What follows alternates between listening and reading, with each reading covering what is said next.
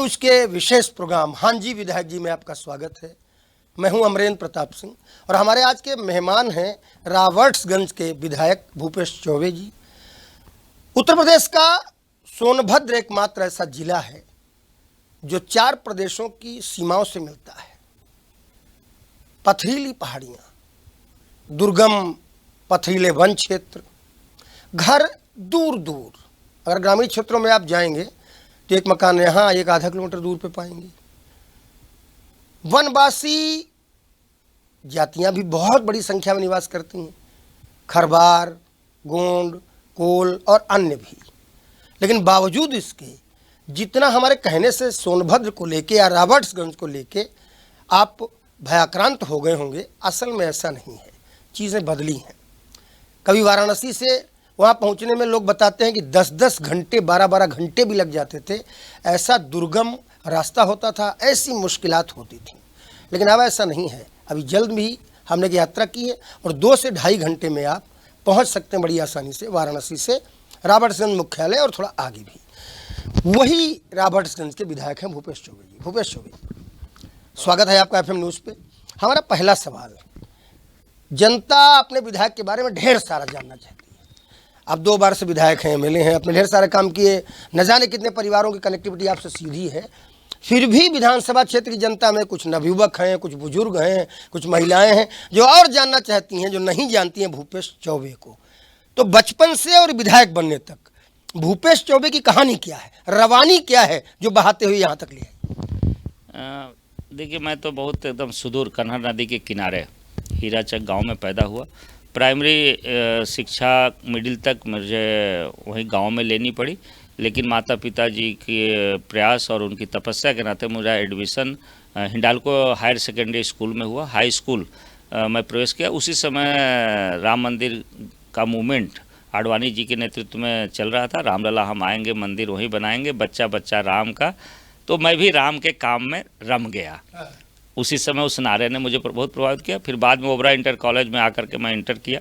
फिर वहीं पे छात्र राजनीति ABVP से जुड़कर हमने अपनी राजनीति की कैरियर प्रारंभ की और छात्रों के हितों के लिए निरंतर संघर्ष करते हुए छात्र के कैंपस में जिस प्रकार से ABVP ने राष्ट्रवाद की अलख जगाई, वह राष्ट्रवाद मेरे लिए प्रेरणा का एक कारण बना, जो आज तक यहाँ एक रवानी बन करके आज विधानसभा में है। तो राष्ट्रवाद की वो अलख ABVP ने जो जगाया, उसी की देन है। शेष आगे तमाम कॉलेज कैंपसों में आंदोलन बाकी चीज़ें तो चलती रहीं। ABVP में फिर लंबे समय तक मैं काम आगे किया। कई जगहों पे छात्र राजनीति के तहत इलाहाबाद यूनिवर्सिटी में आंदोलन, जौनपुर में, गोरखपुर में। एक अभी बहुत बड़ा इशू हुआ था, आनंद भवन में सोनिया गांधी जी रुकी हुई थी और उस समय उन्होंने काफ़ी भारत विरोधी बातें की थी, तो हम लोग को अच्छा नहीं लगा था। तो हम लोगों ने उनको आनंद भवन पहुंच करके काला झंडा दिखाने का काम किया था। उसमें पुलिस ने हम लोग को गिरफ्तार किया, लाठियां भाजी, जेल भेजा। तो ये सब संघर्ष चलता रहा निरंतर। बाद में युवा मोर्चा में मैं क्षेत्रीय अध्यक्ष के नाते काम किया। तो 2009 का समय है, 17 जनवरी, वो मुझे भूलता नहीं है, जब डॉक्टर जोशी जी बनारस संसदीय क्षेत्र से चुनाव लड़ने वाले थे। Doctor Murli Manohar Joshi ji, doctor Murli Manohar Joshi ji. उस समय मायावती जी की सरकार थी। मनोज गुप्ता इंजीनियर की हत्या हुआ था औरैया में, बहुत नृशंस हत्या। उसके खिलाफ जेल भरो आंदोलन था और एक कुल सामान्य सा कुछ युवा मोर्चा का वहाँ आंदोलन जेल भरो का था। डॉक्टर जोशी जी थे, प्रदेश अध्यक्ष ओम प्रकाश सिंह जी थे, सब लोग की उपस्थिति में आंदोलन चल रहा था। और केवल कुछ युवा कार्यकर्ताओं ने सुश्री मायावती जी, उसमें माननीय मुख्यमंत्री थी, उनका केवल पोस्टर पे हाथ लग गया था, फट गया था। उसके बाद पुलिस ने इतना भयानक लाठी चार्ज किया कि जिसमें मैं युवा मोर्चा क्षेत्रीय अध्यक्ष के नाते आगे जेल भरो आंदोलन का एक मुख्य भूमिका में था। और पुलिस ने बहुत लाठी चार्ज किया, जिसमें मेरे देखिए नाक टूट गए, ये हाथ की उंगली टूट गई और पूरा मार के एकदम गिरा दिया। 250 लाठियाँ पड़ी। और जहाँ देखने वाले लोग, जब मुझे पुलिस वैन में भर के ले जा रही थी, तो ऐसा लग रहा था कि मैं बचूंगा ही नहीं। लेकिन भारतीय जनता पार्टी के कार्यकर्ताओं के वह संघर्ष और जनता का आशीर्वाद, माता पिताजी पूर्वजों के ऐसे आशीर्वाद से मैं उस लाठीचार्ज से भी बचा। वो संघर्ष आगे चलता रहा, जीवन बचा। और वो आज सेवा के रूप में, आज मैं विधायक के रूप में काम कर रहा हूँ। आगे भारतीय जनता पार्टी कैसे प्रदेश उपाध्यक्ष युवा मोर्चा का जब मैं बना तो हरीश द्विवेदी जी अभी असम के जो प्रभारी हैं, अनुराग ठाकुर जी राष्ट्रीय अध्यक्ष थे। तो कश्मीर की यात्रा लाल चौक पे तिरंगा फहराने के लिए हम लोग गए थे और वो एक जीवन का गजब का वो है। जब हम लोग जम्मू मैंने पहुंचने वाले थे, सूचनाएं आई कि तिरंगा को आप लोग वहीं ट्रेन में छोड़ दीजिए। तिरंगा को कैसे ट्रेन में छोड़ सकते थे? एक मैंने रोंगटे मोड़ मोड़ करके उसको किसी प्रकार से सुरक्षित रखे। स्टेशन पे जब उतरे तो चारों तरफ मिलिट्री, ऐसा लग रहा था जैसे हम लोग कोई मैंने देशद्रोही काम करने जा रहे हैं। तिरंगा लेकर के चलना मुश्किल था। किसी प्रकार से हम लोग जम्मू पहुँचे जहां हम लोग रुके थे। 26 जनवरी को हम लोग तिरंगा लेकर के सड़कों पे जब निकले। सन कौन सा था? 2011 की बात है। और उस समय जब हम लोग तिरंगा लेकर निकले, वहाँ की पुलिस बने एकदम बूटों से हम लोग को रौदने लगी। तिरंगे को जैसे पैर लगाती थी हम लोग उनसे जूझ जाते थे। हजारों लोगों की गिरफ्तारियां हुई और उसमें बने वो तिरंगे पे उनके द्वारा बूट से वार और हम लोगों से के साथ मारपीट जो वहाँ की जम्मू कश्मीर की पुलिस उस समय की, वह जीवन के लिए एक बड़ी अनोखा प्रेरणादायी वो रहा कि चाहे जैसे भी होगा जम्मू कश्मीर को राष्ट्रवादी भावना से जोड़ना ही होगा। यह संदेश जो मन के अंदर आया वो आज जम्मू कश्मीर में एक परिवर्तन का बड़ा कारण दिख भी रहा है कि जम्मू कश्मीर में आज राष्ट्रवाद की अलख जग रही है। ऐसे जीवन की यात्राएं चलती रही। बाद में जिलाध्यक्ष मैं हुआ सोनभद्र का, फिर जिलाध्यक्ष के बाद ऐसे 2014 का चुनाव जिसमें देश के प्रधानमंत्री नरेंद्र मोदी जी हुए और वहाँ से अपना सांसद भी जीता। बाद में मैं चंदौली ज़िले का प्रभारी हुआ। फिर उसके बाद जब मोदी जी सांसद काशी से होकर के प्रधानमंत्री बने तो मुझे काशी महानगर का भारतीय जनता पार्टी का प्रभारी बनाया गया। उस प्रभारी के दौरान मैं जो काम वहाँ करने का अनुभव रहा, क्योंकि वहाँ से सांसद देश के प्रधानमंत्री माननीय नरेंद्र मोदी जी थे, तो ऐसे छोटी छोटी चीज़ों का बूथ कमेटी के गठन, बाकी चीज़ों, एक अनोखा अनुभव वहाँ भी रहा कि सीखने को मिला, बहुत कुछ सीखने को मिला वहाँ से। और देश के प्रधानमंत्री नरेंद्र मोदी जी अपने बूथ कमेटी के कार्यकर्ताओं के साथ टिफिन बैठक किया और वो मैंने एक बूथ के ऐसे 20-20 कार्यकर्ताओं के साथ टिफिन बैठक की तैयारी में सभी कार्यकर्ताओं से मिलना, घर में टिफिन तैयार करके लाना और माननीय प्रधानमंत्री जी के साथ एक आत्मीय भाव के साथ एक एक कार्यकर्ता जुड़े और एक साथ भोजन करना, यह अपने आप में वो अनोखा दृश्य था। उस दृश्य का मैं साक्षी बना और वहाँ जो योजना बनी टिफिन बैठक की उसमें मेरा भी थोड़ा योगदान हुआ। तो उस दौरान मुझे बहुत कुछ नई सोच, नई प्रेरणा और ऐसा कुछ सीखने को प्राप्त हुआ। कार्यकर्ता से नेतृत्व गुण वहाँ से विकसित हुए उस मीटिंग जी, काफ़ी कुछ ऐसा कि किस प्रकार से एज ए नेता अपने कार्यकर्ताओं से आत्मीय भाव के साथ जुड़ता है और उनके साथ हर दुख सुख में शामिल होता है। उस टिफिन बैठक के आयोजन करने से काफ़ी प्रेरणा मिली और बहुत ही वह एक अच्छा आनंददायक पल था। अच्छा विधायक जी, इसका मतलब कि अंदर से टूटे फूटे भूपेश चौबे लगातार टूट फूट से मजबूती होते चले गए। चाहे वो लाठियाँ पुलिस की जो हैं वो शरीर को तोड़ें और चाहे वो कश्मीर में जाके मनोबल तोड़ने वाली बातें हों, लेकिन तोड़ने की कोशिश लोगों की आपको और मजबूत करती गई और पक्का करती चली। काफ़ी कुछ ये विरोधी विचारधारा के लोग, राम लला हम के मंदिर के लिए गोलियां चल रही हैं तो चुनौती के रूप में भी स्वीकार करना। और हमारे भाई, हमारे हिंदू भाइयों के ऊपर गोली चली। हम BHU के अंदर 1996 में वहाँ गोली चल गई। 3 लड़कों की BHU में, 2 की, एक EP कॉलेज, 3 की हत्या हो गई और संघर्ष शुरू हुआ। ABP ने संघर्ष शुरू किया। हम लोग को चौकाघाट जेल डाल दिया गया।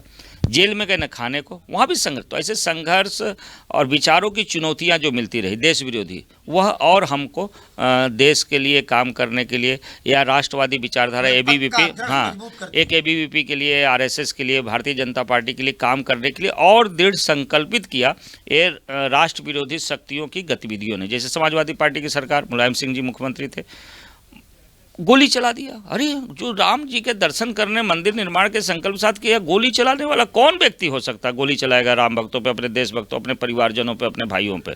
तो ऐसे आतताइयों के खिलाफ संघर्ष के लिए जो मन के अंदर एक आग पैदा हुआ, वह जरूर हमें दृढ़ संकल्प। उसी आग ने विधायक तक की यात्रा करा दी।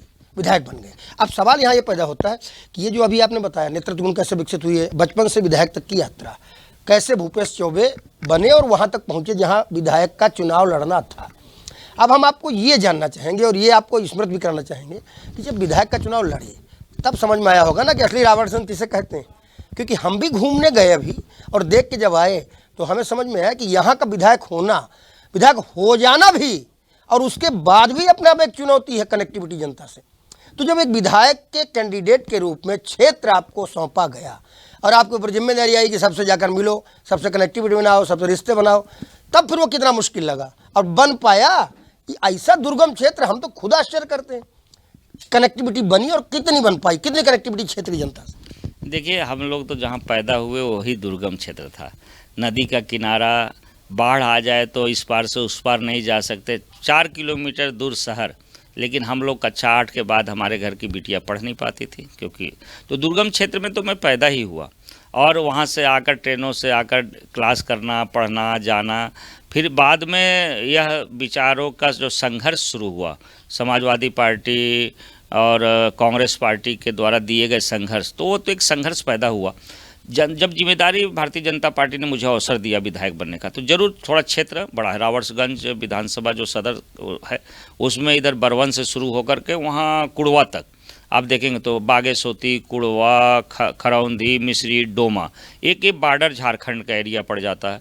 फिर इधर आप देखेंगे तो सोमा, सथारी, बाकी करके मैंने पटवत से लेकर के बसुहारी तक का 56 किलोमीटर का ये एरिया जो बिहार से जोड़ता है। उधर आप देखेंगे सुअरसो, सियरिया, सराईगाड़, पूरा एरिया माची आपको बिहार से जोड़ता है। बीच का मैदानी एरिया जो हमारा विजयगढ़ बोलते हैं, नगवा का यह दुर्गम कर्मनाशा नदी के किनारे, चुर्क के आसपास का, रावर्सगंज के आसपास का ये एरिया जरूर माने कुछ मैदानी है, कुछ पहाड़ी है, कुछ पहाड़ों पे है, कुछ गांव है, कुछ छोटे छोटे कस्बे हैं, हर जगह। लेकिन एक बात, जब मैं गया तो जो आत्मीयता मुझे वहाँ की जनता ने दिखाया तो मुझे लगा कि यह जो आत्मीयता है मुझे और उनसे जुड़ने के लिए प्रेरित किया। और भारतीय जनता पार्टी के वो संस्कार और वो विजन और देश के प्रधानमंत्री नरेंद्र मोदी जी का जो देश के प्रति समर्पण है, वह कहीं न कहीं मुझे और लोगों से जोड़ने के लिए प्रेरित किया। और इसमें कहूँ कि इतना अच्छा जो विधानसभा क्षेत्र की जनता है कि घर लगभग 3 लाख मतदाता हैं, एक 4.5 लाख 5 लाख की आबादी, मैंने 5 लाख परिवारों ने मुझे जिस प्रकार का स्नेह दिया वह कहीं न कहीं मुझे चरवेती चलते रहने की प्रेरणा दी। और मैं जब चलता हूँ, बरवन से शुरू करता हूँ, चाहे बनौली हो, चाहे अपना खरौंधी हो, चाहे सुअरसोत हो, सोमा हो, सथारी हो, पपड़ा हो, पल्हारी हो, बसुहारी हो, कनच हो, कन्हौरा हो, मड़कुड़ी हो, चिरुई हो, इधर पटवद हो, डाला हो, चाहे कोटा हो, चाहे पड़रच हो, चाहे सलैया हो, चाहे वह रामगढ़ हो, चाहे कोन हो, चाहे कचनरवा हो, चाहे बागेसोती हो, चाहे खरौंधी, डोमा, मिसरी, चांची, नकतवार, नाको, ऐसे सभी गांव जाता हूं तो ऐसा लगता है जैसे मैं अपने घर आ गया हूं। तो ऐसे घर में जुड़ना, घर के लिए कुछ करना, यह कहीं न कहीं आत्मगौरव और एक मिलता है। अच्छा, एक सवाल, आदिवासी परिवारों से, वो जो ट्राइबल पीपुल्स हैं, उनके साथ कनेक्टिविटी है, उनसे संबंध है? भाषाई दिक्कत भी आती होगी कहीं ना कहीं, उनसे संबंध है? कुछ नाम बता सकते हैं उन परिवारों में से, कुछ नौजवानों के, कुछ बुजुर्गों के, जिनसे कनेक्टिविटी है कि उनसे बात हो जाती है, फ़ोन आ जाता है या कुछ भी हो जाता है? देखिए, अभी मैं बात कहूँ कि हमारे ज़िले आदिवासी बहुल ज़िला है, तो कभी कभी तो हम सब लोग बैठते हैं तो कहते भी हैं, तो लोग जो आदिवासी परिवार, अपने दोस्त यार मित्र हैं, तो कहते हैं कि भाई देखा बाभन जरूर बनेंगे, नहीं आदिवासी बाभन बहन, तो आदिवासी बाभन बहन, तो हम सब लोग का रहन सहन तो उनके साथ है बा, कोनो दिक्कत नहीं, ना बोलचाल के दिक्कत बा, ना बातचीत के बा। जब दंड प्रणाम, पलगी प्रणाम करेगा बा, जोहारी करेगा बा, तो बा खान पान रस्म सब लगभग काफ़ी कुछ मिलता जुलता है। अभी हमारे रामलाल चेरो जी हैं, चाहे वह लाल बहादुर गोंड हैं, चाहे अपने पत्थर कुआं के राजकुमार जी हैं, चाहे वो महेश खरवार जी हैं, चाहे लच्छन देव खरवार जी हैं, ऐसे तमाम परिवार जिनके साथ बड़ी आत्मीयता है और कई ऐसे हम लालता प्रसाद खरवार जी थे, उनका आज समय निधन हो गया। आज उनके सभी बच्चे उनके साथ जब भी कोई दुख सुख होता है, हम सब लोग वहाँ रहते हैं। अभी भारतीय जनता पार्टी के जिले की महामंत्री वहाँ बहन शारदा खरवार है, अनुसूचित जनजाति आयोग के प्रदेश के उपाध्यक्ष हैं जीत सिंह खरवार जी हैं। ऐसे सभी जनजाति समाज में, चाहे वो अपने चेरो समाज हो, चाहे गोंड समाज हो, चाहे अपने खरवार समाज हो, अपने इस काफ़ी कुछ मैंने मुसर भी हमारे समाज वहाँ हैं, घर पे भी आते हैं। काफ़ी आने के लिए। मैं तो अपने घर पे भी अपना एक चौकी लगा हुआ है। कोई अगर अपने सुदूर नगवा क्षेत्र से, कौन क्षेत्र से आते हैं तो उनको रहने खाने की व्यवस्था है, क्योंकि आते कचहरी काम से, कभी जिला मुख्यालय है तो चिकित्सीय किसी कारण से आ गए, लेट हो गया तो उनको रुकने खाने की व्यवस्था है। कोई भी हॉस्पिटल की ज़रूरत है तो वहाँ बराबर एक गाड़ी और उनको आने जाने उनको लिए सुविधा मैं रखने का प्रयास किया हूँ कि कोई परिवार का जन आए और उसको कोई असुविधा हो तो शायद मतलब ये जीवन बेकार है, मानव जीवन, और वो भी इतनी बड़ी जिम्मेदारी है साहब। हाँ, एकदम। कोई भी इस प्रकार का आ गया उसको रात रुकना। एक सवाल है कि जब राम सागर सरोवर पर खड़े होते हैं विजयगढ़ दुर्ग में, ऊपर चढ़ के हम ले गए आपको वहाँ, आप तो हमें ले गए, तो हम आपको ले चलते हैं एक बार कि आप चढ़ गए किले के ऊपर, ऊपर जाके राम सागर सरोवर पर खड़े हैं, ठंडी ठंडी हवा तो लग रही है, लेकिन वहाँ से जब चारों तरफ देखते हैं, चारों तरफ जब देखते हैं अपने विधानसभा क्षेत्र को, तो बिजली, पानी, सड़क, सुरक्षा, स्वास्थ्य, इसको लेकर क्या लगता है कहाँ पर क्या काम होना बाकी है? खुल के बताइएगा, क्योंकि काम उन्हीं के लिए करना है जिनको चारों तरफ बसा रखा आपने या ईश्वर ने बसा रखा। आप खड़े राम सागर सरोवर पे और चारों तरफ एक चक्कर निगाह डाली, यहाँ ये सब गांव का तो अंदाजा है ये है। तो मंगलेश्वर महाद्वीप शुरू करके नगवा होते हुए रावण शहर तक आए और फिर आप उधर लेके चले गए हमें, जहाँ हम खुद नहीं जाना चाहते थे कि वो बड़ा विधानसभा भी बीच में घुसी। तो ऐसे में क्या लगता है कि कहाँ क्या काम और होना बाकी? जो हो गया हम उसकी बात नहीं सुनेंगे, वो आप बता चुके होंगे अपने भाषणों में। बिजली, पानी, सड़क, सुरक्षा, स्वास्थ्य, इसमें कहाँ क्या करना है, इतना बताइए। देखिए, जब राम सरोवर पोखरा विजयगढ़ दुर्ग पे जब खड़े होते हैं तो वह दुनिया का तिलस्म है। राम सरोवर पोखरा उतने ऊंचाई पे पानी और शुद्ध निर्मल पानी, अगर उस पानी को पी लीजिए तो पाचन क्रिया एकदम फिट। और वहाँ से जब वहाँ खड़े होते हैं तो आत्म गौरव, अपने हिंदू संस्कृति परंपरा सनातन पे गर्व होता है। अपने इस देश में जो राजशाही व्यवस्था जब रही और समाज के प्रति उनके समर्पण के उस भाव को का भी वहाँ दर्शन होता है। और वहाँ से जब देखते हैं तो पूरा आसपास के मऊ कला हो, चाहे धर्मदासपुर हो, चाहे छोड़ा हो, चाहे भीखमपुर हो, यह सब कुछ वहाँ से दिखता है। इधर पपड़हवा, पल्हारी, बैजनाथ, गढ़वान, तो आने जाने की कनेक्टिविटी तो लगभग हो गई है, कहीं भी मुख्य मार्ग नहीं है। हाँ, जरूर कुछ घर है, क्योंकि दूर दूर घर होने के नाते थोड़ा कहीं उनके आने जाने में भी पगडंडी का सहारा होगा। मुख्य मार्ग पर समस्या नहीं, मुख्य मार्ग पे कोई समस्या नहीं, लगभग पूरा कंप्लीट है। हाँ, कहीं टूट गया तो फिर से बनता है, रिन्यूअल होता है। लेकिन जो कुछ घर दूर है तो वहाँ अभी थोड़ा दिक्कत होता है। 2 घर के लिए भी रास्ता नहीं बन पाया तो उनको कच्चे पे जाना हो तो कभी कभी पीड़ा होती है। तो वो भी प्रयास हो रहा है कि वो भी धीरे धीरे बन जाए। बिजली हर जगह सौभाग्य योजना के तहत पहुंच गया, लेकिन कभी कुछ 2 घर दूर हैं तो वहाँ सोलर लगा है, तो सोलर 2 साल 3 साल 4 साल में कहीं कहीं डिस्टर्ब होता है, तो फिर से उनके बारे में हमें सोचना पड़ता है कि ये चीज़ें हैं। अभी जो एक चुनौती है हमारे लिए, वो बड़ी चुनौती है वो जल संरक्षण का, क्योंकि पहाड़ी क्षेत्रों में बरसात का पानी होता है और वो नदी नालों के साथ बह जाता है। तो एक बड़ा प्रयास जिला प्रशासन के साथ मिल करके, अभी देश के प्रधानमंत्री नरेंद्र मोदी जी की प्रेरणा, उत्तर प्रदेश के मुख्यमंत्री योगी आदित्यनाथ जी का संकल्प उस दिशा में बढ़ा रहा है कि हम बरसात के पानियों को कैसे रोकें ताकि वो दूर के गांव, आदिवासी गांवों में पानी का संकट न हो। तो एक तो चुनौती मुझे अभी ये दिखता है कि जो जल संरक्षण के लिए मुझे अभी काम करना है। थोड़ा सा अभी और दिक्कत जैसे शिक्षा के क्षेत्र में, प्राइमरी स्कूल हमारे हैं, मिडिल स्कूल हैं, लेकिन ग्रामीण अंचलों के बच्चे जब स्कूल जाते हैं तो स्कूल जाने तक ही वो पढ़ाई करते हैं। उसके बाद वो कक्षा 8 के बाद हाई स्कूल के कुछ लोग करते हैं, कुछ इंटर करते हैं। तो एक हमारा भी प्रयास है कि ऐसे सुदूर ग्रामीण क्षेत्रों के बच्चे खेलकूद और पढ़ाई में काफ़ी रुचि रख रहे हैं तो उनको आगे बढ़ाया जाए। इसलिए मैं विधायक खेल महाकुंभ के तहत लगभग 10 से 12 हज़ार नौजवान, युवक युवतियाँ और सब लोग सहभाग करते हैं।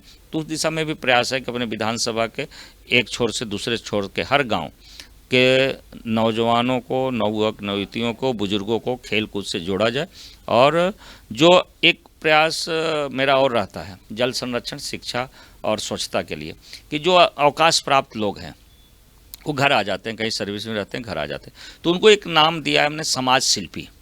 समाज शिल्पी। जी, समाज शिल्पी, कि आप अपने अवकाश प्राप्त एक लंबे समय तक सर्विस किया है और लेकर के आप आए हैं, तो आप इन दिशा में ऐसे बच्चों की शिक्षा, स्वास्थ्य, जल संरक्षण पे थोड़ा लोगों को जागरूक करिए, उसमें भी काफ़ी कुछ सफलताएं मिल रही हैं। अच्छा, एक सवाल अब इसके बाद है और बहुत सिंपल, इसका जवाब देना ना देना आपके ऊपर है, लेकिन अब पूछना हमारा काम है।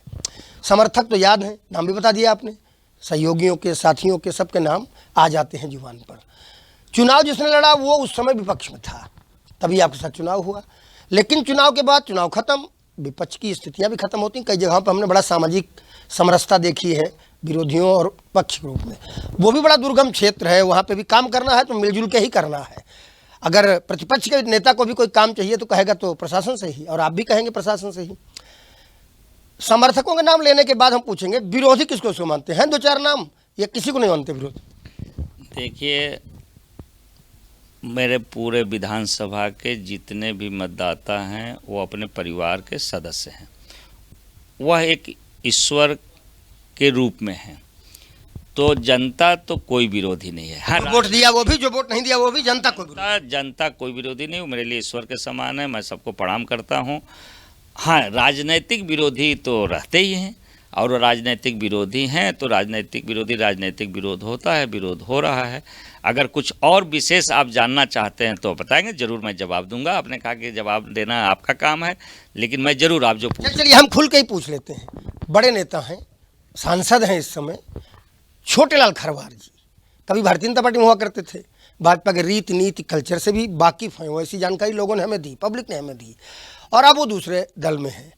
उनके दूसरे दल का सांसद होने के नाते उनको आने वाले चुनाव में कितनी बड़ी चुनौती मानते हैं छोटेलाल खरवार जी को, कि इतनी मुश्किल वो पैदा करेंगे? देखिए, जब छोटेलाल खरवार जी ग्राम प्रधान थे, मैं भारतीय जनता पार्टी का जिला अध्यक्ष था, उसी समय छोटेलाल जी से मेरा संपर्क हुआ और वह भाजपा में आए, और भाजपा में वह अनुसूचित जाति जनजाति मोर्चा के प्रदेश उपाध्यक्ष बने और सांसद बने, तो मैं ही जिलाध्यक्ष था। मेरे बहुत आत्मीय संबंध उनके साथ है, और ज़रूर अभी पिछले चुनाव में वह समाजवादी पार्टी में गए और वहाँ से सांसद हुए।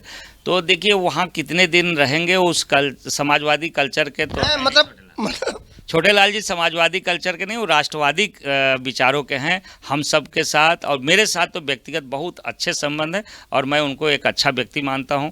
अच्छे कलाकार हैं, अच्छे गायक हैं, संवेदनशील व्यक्ति हैं। तो समाजवादी पार्टी में कितने दिन रहेंगे, वो तो समाजवादी पार्टी का ऐसा स्वभाव है, तो वह हम सब के साथ ही हैं, और उनका आशीर्वाद मेरे साथ हमेशा रहता है और रहेगा, ये मेरा पूरा विश्वास है। ये तो अलग ही रील चला दिया आपने, कोटे फिक्स कर लिया अपने साथ।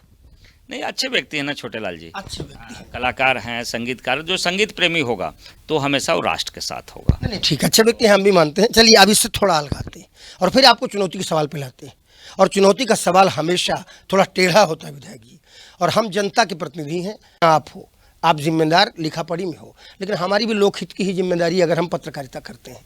हमें पूछना चाहते हैं कि पार्टी में कार्यकर्ता और भी हैं, ब्राह्मण हैं अगर आप, तो ब्राह्मण भी और हैं, अगर आप आदिवासी ब्राह्मण कहे जाते हैं तो और भी लोग हैं, हो सकता है आदिवासियों के बीच में बैठते हैं, उनका भी उनसे कनेक्टिविटी वो ब्राह्मण है।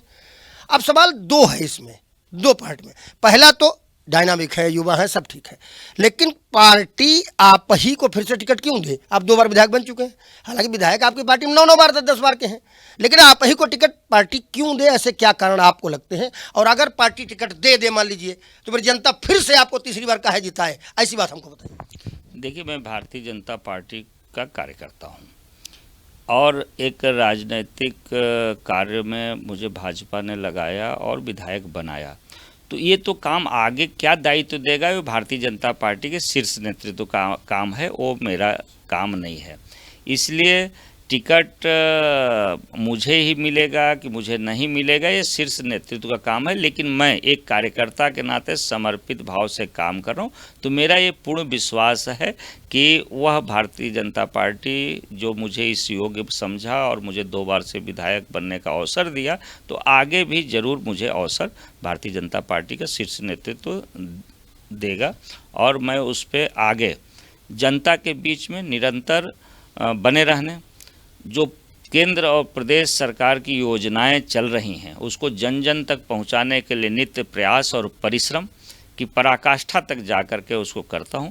जो भी प्रशासनिक कहीं से कोई बाधाएं आती हैं तो उसको हल करने के लिए निरंतर, चाहे वो डिस्ट्रिक्ट एडमिनिस्ट्रेटर की बात हो, चाहे वो लखनऊ के किसी प्रशासनिक अधिकारी से मिलना हो, तो जाने मिलने में कोई संकोच नहीं है। चाहे जिस स्तर पे जा कर के बात करनी हो, बात करके समस्या का समाधान करो। कई ऐसे तकनीकी समस्याएं जो रही, कभी आज़ादी के बाद अपने विधानसभा में कनेक्टिव, आप कहे पहले ही कि हमारा विधानसभा कई राज्यों से जुड़ा हुआ, झारखंड राज्य को जोड़ने वाला ऐसे एक सड़क था बाजारी घाट का, कभी आज़ादी के बाद नहीं बना था, उसको संघर्ष करके बनवाया गया।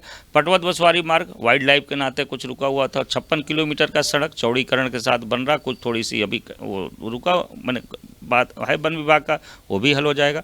ऐसे तमाम काम जल संरक्षण के लिए अभी आप देखेंगे धंधरौल बांध और सोन नहर के बीच में हमारा वार परसौना, सिलथरी, खैराही, खरौंदी का जो कुछ गाँव था, तो वह वहाँ पे स्प्रिंकलर सिंचाई के तहत परियोजना स्वीकृत हो गई है।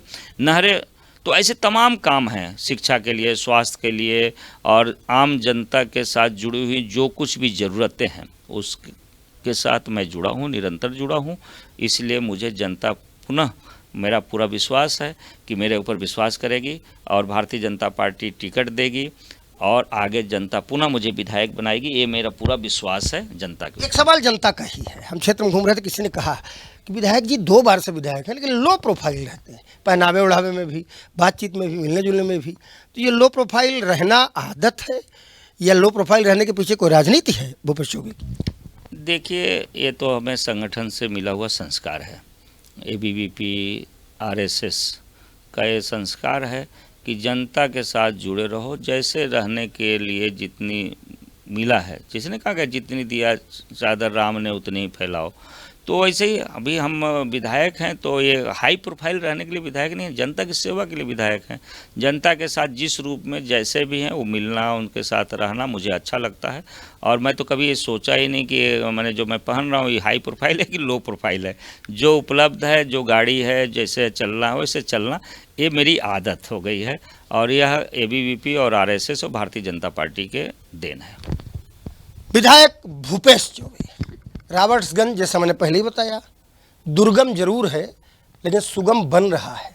और जितने सवाल हमने उनसे किए उन्होंने उनके सारे सवालों के जवाब दिए। हमने एक सवाल में ये भी कहा था, आपके सामने आपने सुना, कि आप चाहें तो जवाब दें चाहे ना दें, लेकिन उन्होंने जवाब दिया उनका, और वो जवाब तो कुछ अलग ही था। मैंने कहा भी कि आपने तो अलग ही रील चला दी। यहाँ मिले हैं, बातचीत हुई है, क्षेत्र में गया हूँ, आप सबसे भी मिला हूँ और फिर आऊँगा और आप सबसे मिलकर जानूंगा कि जो ये कहे हैं वो सही है और जो ये कहे हैं वो आगे दिखेगा ही नहीं दिखेगा। और रही बात चुनाव की और राजनीति की, हम पत्रकार हैं, हमारा काम है उसका पीछा करना। अब कितनी दूर तक हम उसका पीछा कर पाते हैं ये देखने की बात होगी, लेकिन फिलहाल भूपेश चौबे जी के जवाबों में हमें कहीं ना कहीं आत्मविश्वास तो दिखता है। वीडियो जर्नलिस्ट राहुल के साथ अमरेंद्र प्रताप सिंह, हाँ जी विधायक जी के लिए नमस्कार।